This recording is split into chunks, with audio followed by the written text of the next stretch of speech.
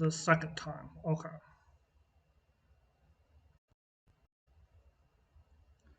Hello, you're listening to Environmental Soup through the facilities of Trent Radio or on Twitch if you're watching live. And today I will talk about the city of Peterborough, climate, and what they're doing to address climate action. And I'm on the traditional territory of the Mississauga and Anishinaabe, and I will be talking about climate change, a climate change report from the city, what the city plans on doing. I did highlight a lot of the stuff that I want to talk about, but my screen, I highlighted all on the wrong screen, so I'll be a little bit slow going through things. But it's a report to provide an update on community sector greenhouse gas emissions from 2018 to 2021. And it's from the Peterborough Environmental Advisory Committee. And the report is called the Community Sector Greenhouse Gas Inventory and Update Report.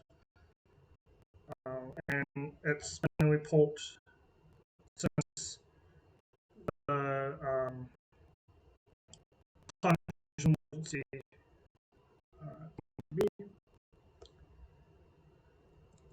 back in, I think, 2019 or 2020. Yeah, it would have been 2019 or something like that. And then there's some background. And then I'm making sure it's on the same page.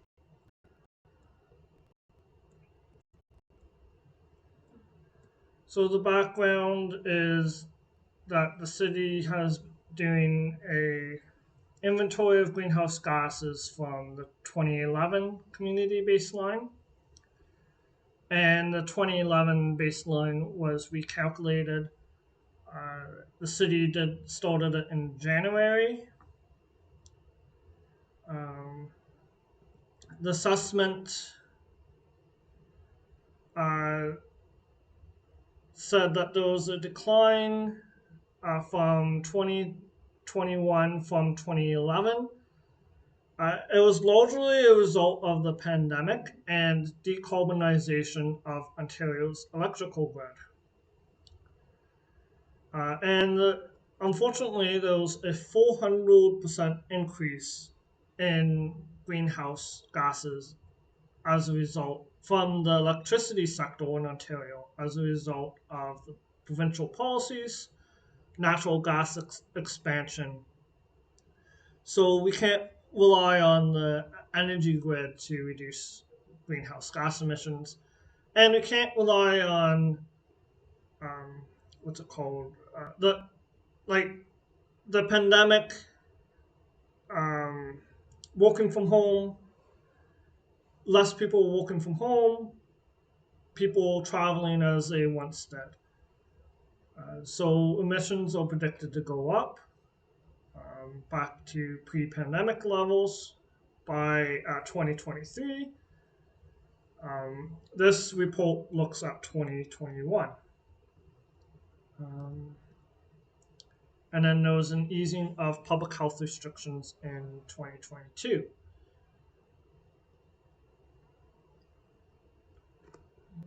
And then I'm just going to go to the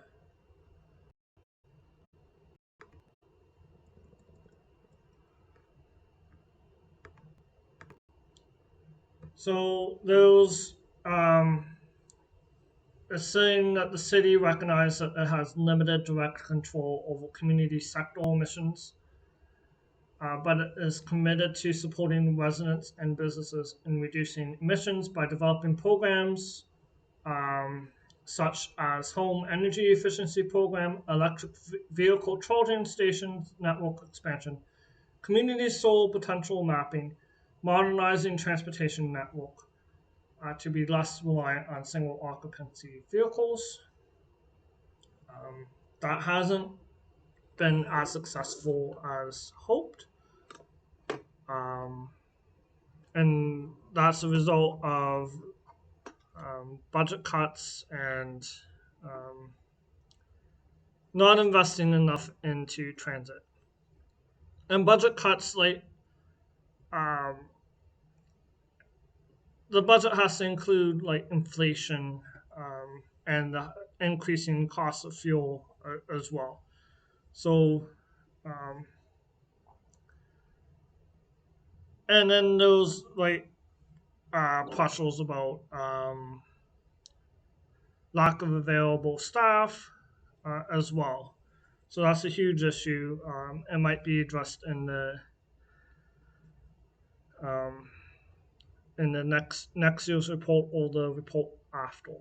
Um, and then the city is projecting a 14% reduction by 2030, which is less than what the Intergovernmental Panel on Climate Change is saying is needed. And there is a slight possibility of reaching the 45% target by 2030 if provincial and um, federal programs are created. Um, so that's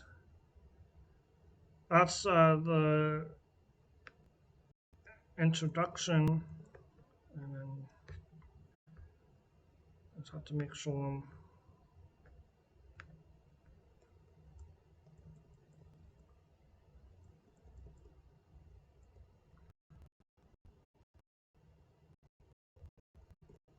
okay, so I have to go back there.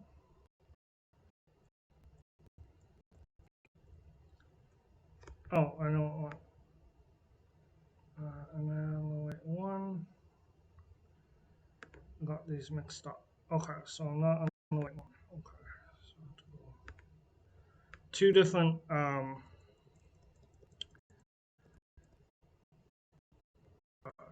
files.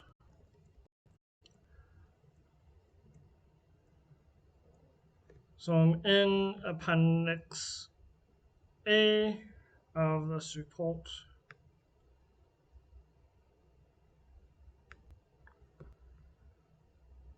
Um, yeah, so there was a mention of what Peterborough experienced, some of what Peterborough experienced, the 2002 flood of 200 millimeters over a 12-hour period, the 2004 flood, 240 millimeters of over 24 hours, and that caused 21 million in damages to critical infrastructure such as culverts and bridges, and 95 million in insurable losses community wide. And I wasn't here in 2004 or 2002, but I do remember hearing about the 2004 flood on the news and seeing downtown completely flooded. Um, there was basements completely flooded. The museum and archives was damaged. Or the collection. Yeah, it was a bad situation. I was here for the direct show in 2022 and experienced some of the blackout. Um, So if we do, so we definitely have to do stuff to address climate change. Um, there's no mention of heat waves or drought, which can be damaging. Um, oh, I just got a message. I'm just going to quickly. Um, uh, I'm just quickly replying to it. Oh, um, yes. But, so, PM. Okay, and I'm back. Um, so let's see. I'll go back to the screen. Okay, so I have to go down a little bit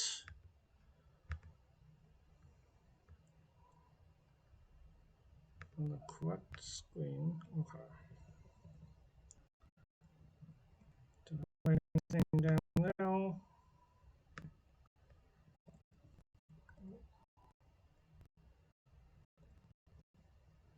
Okay, I'm just finding where I wrote some highlighted notes.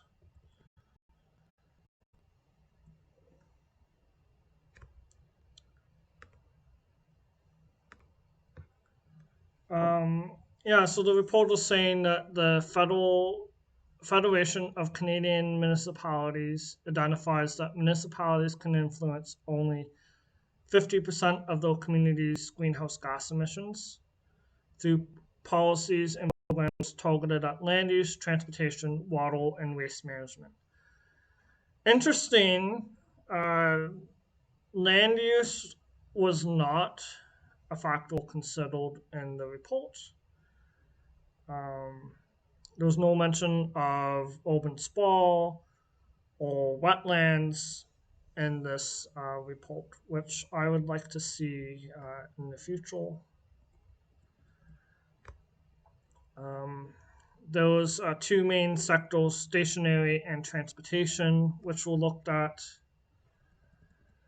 Um,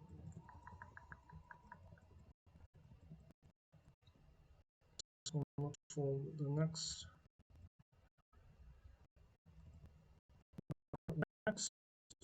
notes.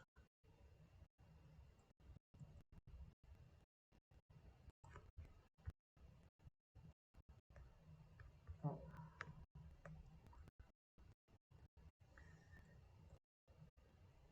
oh, okay. Must have just. So the community sector uh, assessment revealed that greenhouse gas emissions decreased by 105,132 tons of carbon dioxide equivalents, or 18% in 2021, um, largely as a result of decarbonization and the decarbonization of the electricity grid, which I already said is going to go up. Um, oh, is this following me? I don't know if it's still following the screen.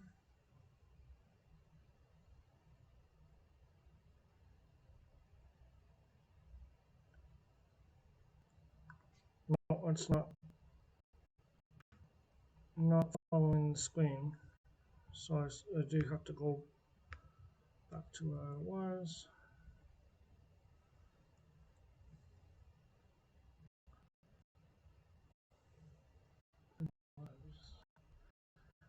Might have to go up. Oh, here it is.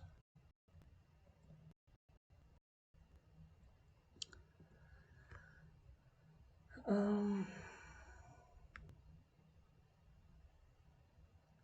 I thought I was lucky and it was following my screen.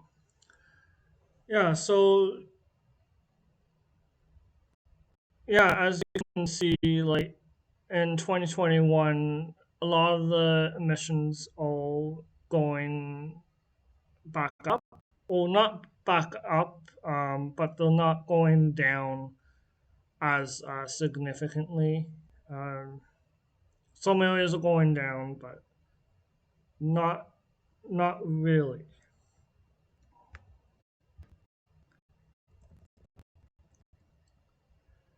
Um, like all the stationary are going down, but transportation. I mean, all the stationary is actually going up, but stationary is going down, and that's because of the pandemic. Uh,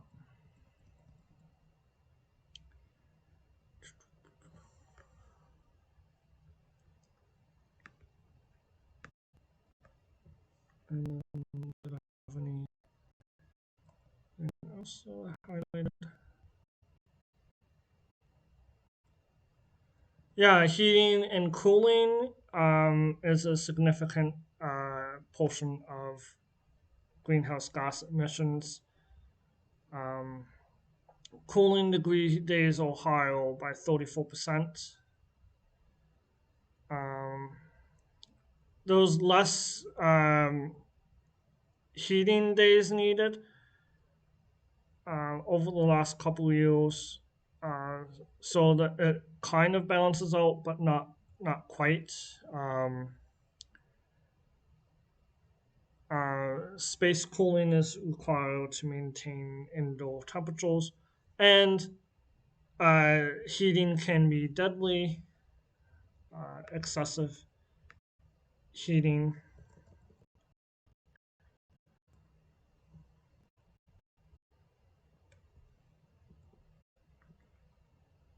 Um, so, I mean, yeah, if it's too hot outside, that is what I meant.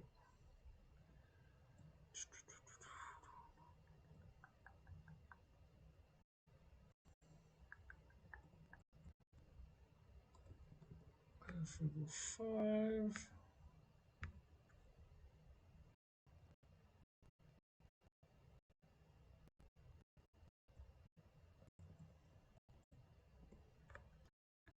So I will note um, on-road commercial and private vehicles represented 99.1% of greenhouse gas emission sources in 2021 in the transportation sector, which indicates that a switch to electric vehicles would be significant in terms of reducing greenhouse gas emissions, um, especially city fleet. Um, but the greenhouse gas emissions from the electricity also has to reduce as well.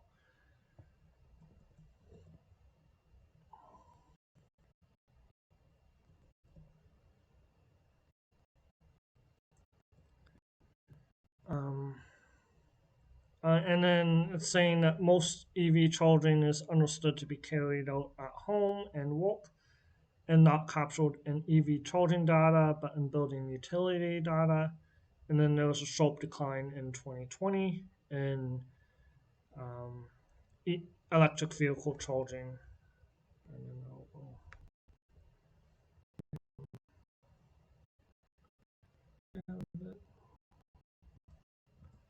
so you can clearly see the result of the pandemic.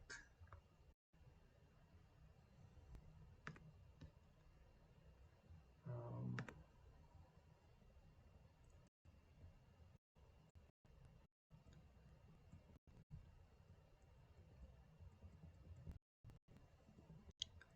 and then there's municipalities' greenhouse gas emissions per capita.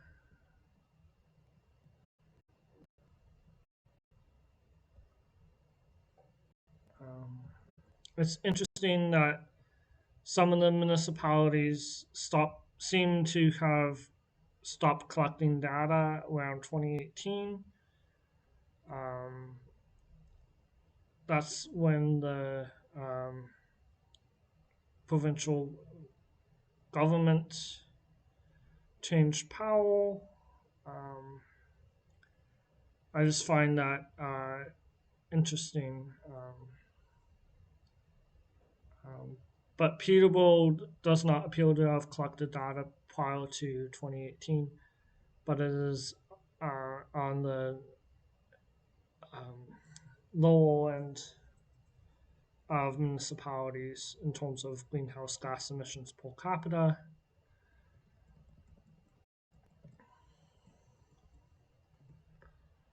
And there's a graph coming up. Community sector greenhouse gas emissions projection. So even with the pandemic, which saw a significant decline in greenhouse gases, it's not meeting the pathway to um, uh, reduce greenhouse gases to 45% below uh, by 2030 or 2030 or 2045. Um, um, 45% by 2030. That's the goal that was made by the city. So the province has to act, add more to programs,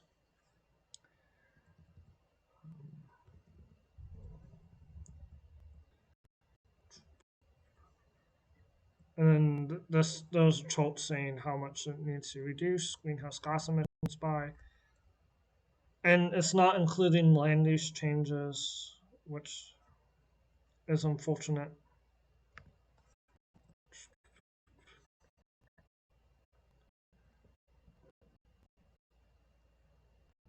And then those quote significant greenhouse gas abatement is needed, but may be beyond the capacity of society to transition because of limited material supply, such as electric vehicles, heat pumps, solar panels not being available, limited skilled trades, etc. And then all levels of government are needed to support achieving the local climate goals. So you can't you can't do that alone. And then those home energy efficiency program, Canada Green Homes Initiatives, Clean Home Heating Initiative, Solar PV Backup, Green Economy People, Save on Oath. These are all programs that the federal, provincial, it seems to be mostly a lot of it is federal or city. I think there's like one Clean Home Heating Initiative is province. Zero emissions vehicles, EV station installation, Peterborough Transit, um, Peterborough Transit Trip Planner, Peterborough Transit On Demand Service, The Link, Youth Ride for Free, Peterborough Transit Bike Racks Cycling Initiative. And then I will get more into the different programs.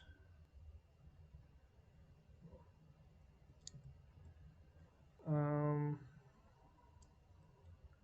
yeah, so it's just a summary that's saying that the pandemic altered residents and businesses' work and travel patterns, and they're anticipated to return to pre-pandemic levels by 2023.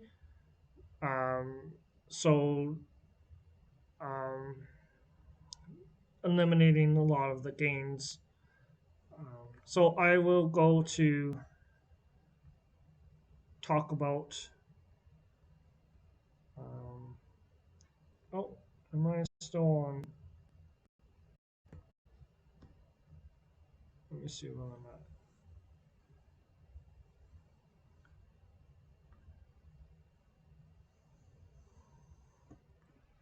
I'm just checking my screen, see if I'm caught up. Okay, yeah, I'm on this summary. So I will switch screens um, to loading content.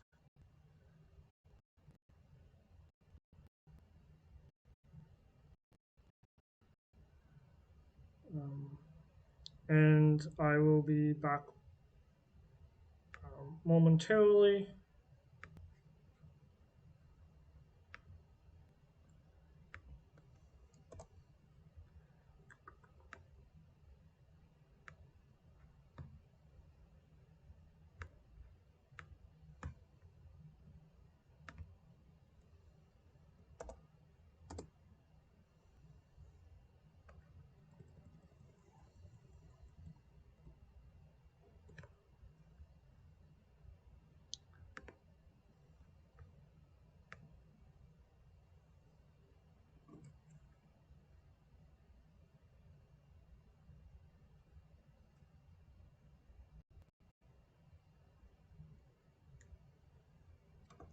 So I am back.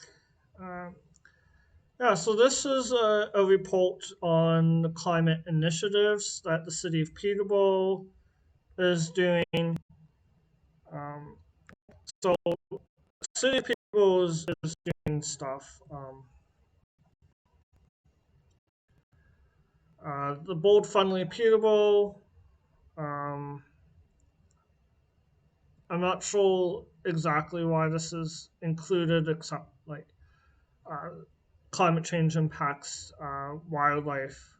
So that in that regard, it makes sense. Those building audits to evaluate risk factor for windows and doors posed to boards at 7 community-facing facility. And I talked a lot about the board-friendly Peterborough in a previous episode. Um, Circular Cities and Region Initiative, and that's from the Federation of Canadian Cities, and it's designed to support Canadian communities to economic circularity. It's peer to peer, and so that's coming up, especially in Ontario because of the Circular uh, Waste Act. I believe that's what it's called. Community building retrofit project kickoff. Um, energy efficiency engineering Inc. Is starting a decarbonization feasibility study for the top 9 energy-intensive city facilities, and it's anticipated to be complete by the third or fourth quarter of 2023, and will inform future capital planning in the city for facility upgrades. Electric powered small engine procurement, and that's dealing with leaf blowers, push mowers, trim mowers, stand up mowers, and snowballs um, to go to electric. They'll wait, yeah, electric powered models instead of fossil fueled. The waste management master plan update, that's a huge because it will um, reduce 4,864 tons of carbon dioxide equivalent for year by 2030 because of the increased diversion and organic collection. So that's huge. There's other initiatives such as the Climate Action Accelerator, Climate Change Action Plan 2.0, Community City Nature Challenge, Colders Creek Channel Improvements, Home Energy Efficiency Program, Municipal Natural Asset Initiative, Watershed Planning Study.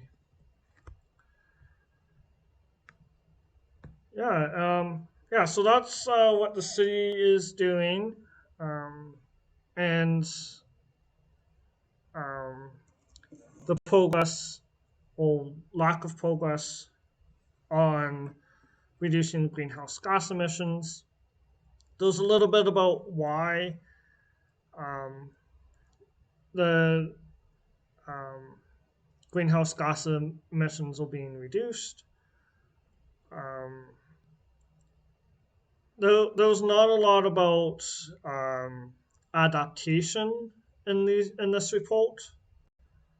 Um, there's mitigation, reduction of greenhouse gases, but not adaptation, um, because that's a piece that's missing, and a piece that's missing in the data is land use changes as a result of that results in increased greenhouse gas emissions. We know that with increased storms, the current infrastructure might not be good enough, and a lot of money is needed to address some of the greenhouse gas. A lot of the harms that could be caused by excessive storms, and then biodiversity has to be protected as well for different reasons, but it's impacted by climate change. Um, yes, so yeah, I will be uploading an updated video for YouTube regarding the green belt, and then there's some other stories that I plan on sharing. But thank you for listening and enjoy the rest of your day.